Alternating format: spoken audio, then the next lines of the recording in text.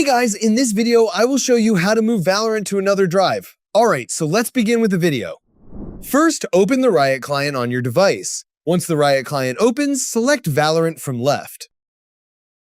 Then, click on your profile icon and click the settings icon to check the current installation path of the game.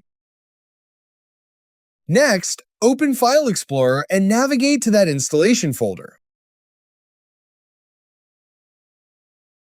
Locate the Valorant folder, right-click on it, and select Cut.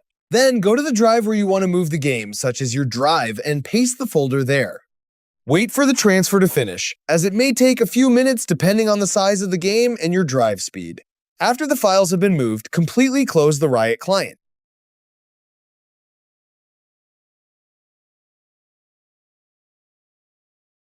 Now, open the Riot client again and go to Valorant.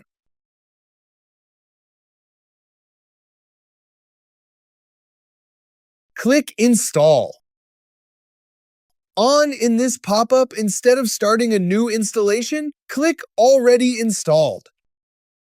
Browse to the new location where you moved the game, open the Valorant folder, then the Live folder, and click OK.